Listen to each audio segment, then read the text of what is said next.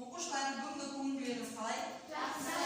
Олай болса, бәріміз оқуға шеберімізді ала келе аламыз.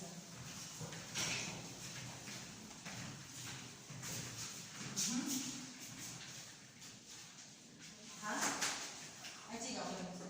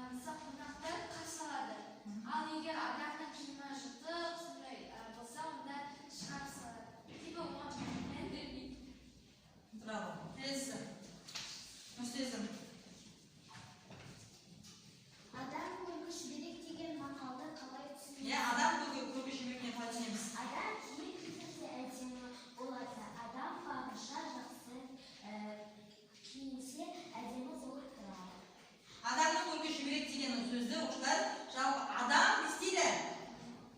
Адамды ашатын не? Киім, иә? Жақсы, отыра қойыңыз. Олай болса, оқушылар бүгінгі біздің осы жаңағы тақырыпты жалғастырып, біздің бүгінгі жаңа тақырыбымыз мінез ақылдың сауаты. Я сауаты, мінез ақылдың сауаты. Енді тыңдаңыздар оқушылар. Сабағымыздың мақсаты оқулмасы берілген мәтінге сәйкес кіріспе негізгі және қорытынды бөлімдерді қамтитын қарапайым жоспар құру және аноним, синоним және антоним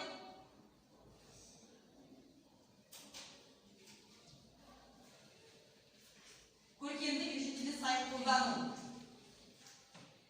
Сабақтың мақсаты жоспардың құрылымын сақтап, жоспар құра білсеңдер, аноним, синоним, антонимдерді көркемдік ерекшеліктеріне қарай сай мәтіннен талдап ажыратамыз. Енді оқушылар, бүгінгі біздің сабақта берілген мәтінге сәйкес кіріспе, негізгі және қорытынды бөлімдерді қамтитын қарапайым жоспар құрамыз. Жаңа айтып өткендей аноним, синонимдерді көркемдік ерекшеліктеріне қарай не істейміз? Ажыратамыз. Олай болса,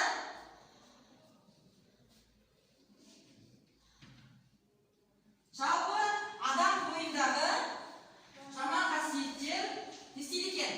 Болады, иә? Адам бойында жаман және жақсы қасиеттер бар. Міне осындағы ақылдылықты, адалдықты, қарапайымдылықты, кішіпейілділікті, инабаттылықты, шыншылдықты ата-аналарымыз, ата-бабаларымыз, ұстаздарымыз бізге не істейді? Үйретеді, иә? Ал осындай жақсы қасиеттерді ананың ақ сүтімен, бала тілінен бойымызға сіңіреміз. Жақсы бала осы қасиеттерді үйреніп, жаман мінез, әдеттерден, ұнамсыз қылықтардан аулақ болуға тырысады. Адамның мінезі сан алуан.